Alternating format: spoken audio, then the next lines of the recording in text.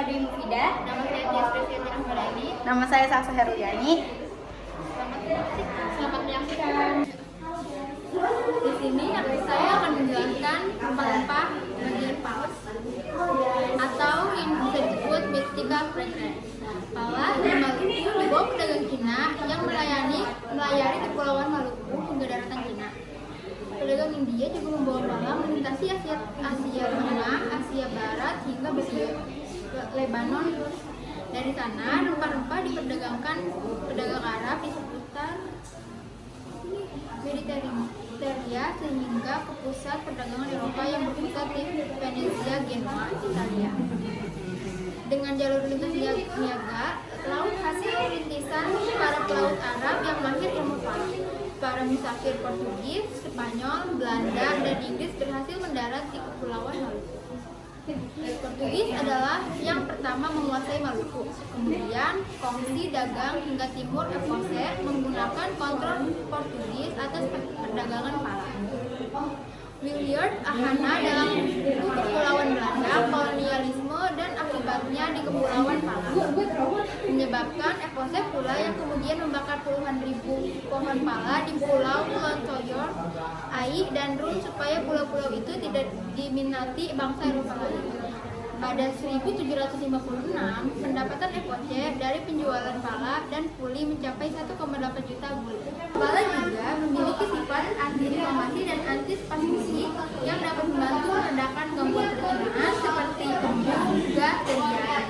Ekstrak buah pala dapat digunakan dalam pengobatan tradisional untuk meredakan gangguan pencernaan selama berabad.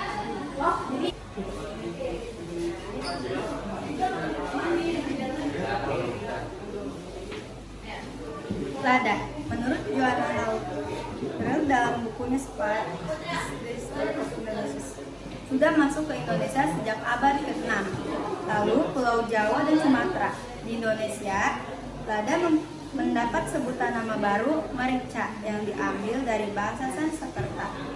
Lada pertama kali dibawa para pedagang Arab dan Persia dan kemudian ditanam di sekitar Banten. Dari Banten, tumbuhan itu lalu dikembangkan di sekitar Jawa Tengah dan Jawa Timur. Namun karena hasilnya kurang bagus, lada kemudian dibawa ke Sumatera. Di Sumatera bermuncullah varietas lada yang menunjukkan nama-nama tempat seperti Aceh, Kerinci, dan Jambi. Lada atau merica liar yang belum diolah dari Sumatera dan Jawa telah sejak lama dijual pasar internasional sejak sebelum kedatangan bangsa Eropa abad 16. Pada 1772, lada mampu memberikan keuntungan sebesar 2/3 dari keuntungan yang diperoleh oleh Vios. Di sini juga ada manfaat lada, yaitu meredakan hidung tersumbat, mencegah kerusakan sel, menghambat pertumbuhan bakteri, membantu pencernaan yang sehat, meredakan nyeri dan peradangan, dan mengontrol kadar gula yang dibawa berlayar dari Belanda ke Indonesia.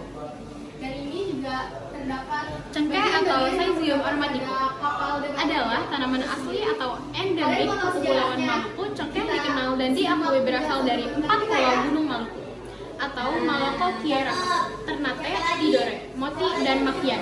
Sejak beberapa abad sebelum penjelajah Eropa tiba, para saudagar Arab dan Cina membawa dan memperkenalkannya ke daratan Eropa. Pedagang Arab mencapai Maluku melalui Samudra Hindia, melintasi Iskandaria dan Laut Tengah.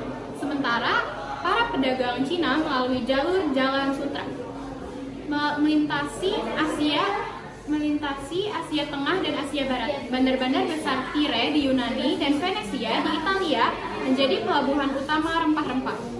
Karena cengkeh, Maluku memasuki kehidupan dan peradaban Eropa. Sejak abad 16, bangsa Eropa terutama Portugis, Spanyol, Inggris, dan Belanda menggelar ekspedisi besar untuk menemukan cengkeh langsung dari tanah asalnya. Ada beberapa manfaat dari cengkeh, di antara lainnya yaitu 1. Mengurangi sakit gigi. Minyak cengkeh dipercaya bisa mengatasi nyeri akibat sakit gigi. Lalu yang kedua ada mengatasi tukak lambung. Lalu yang ketiga ada menghambat pertumbuhan bakteri. Yang keempat mengobati ejakulasi dini. Yang keenam menjaga kesehatan organ hati. Yang ketujuh menjaga kesehatan tulang, yang kedelapan mengontrol kadar gula darah.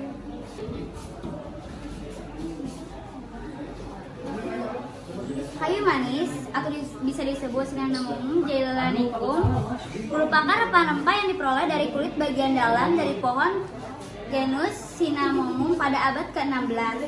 Bangsa Portugis berlayar ke India yang merupakan sumber segala rempah dan berusaha menguasai perdagangan. Namun sejak 1656 perdagangan rempah-rempah kayu manis diambil alih bangsa Belanda. Hasil kayu manis dari Sri Lanka sangat populer di Belanda dengan nama Channel. Kata Channel berasal dari kata Chana yang berarti pipa, kayu manis, yang semula merupakan tanaman hutan, akhirnya diusahakan penanamannya oleh bangsa Belanda menjadi lebih teratur dalam bentuk perkebunan di Sri Lanka 1770 pada 1796. Monopoli Belanda dalam perdagangan kayu manis diambil alih bangsa Inggris. Tanaman kayu manis dari Sri Lanka didatangkan ke Pulau Jawa pada 1825 yang kemudian menyebarkan ke India Selatan, Madagaskar, hingga Brazil. Walaupun demikian, hasil kulit kayu manis dari Sri Lanka masih tetap terkenal karena kualitasnya melebihi hasil dari negara lain. Manfaat kayu manis adalah membantu menurunkan berat badan, meredakan nyeri haid, menjaga daya tahan tubuh, membantu mengontrol kadar gula pada penderita diabetes, mengurangi risiko infeksi gigi dan mulut, mengurangi efek peradangan, meminimalkan risiko penyakit kardiovaskular, meredakan gangguan sistem pencernaan. Terima kasih. Itulah yang dapat kami sampaikan.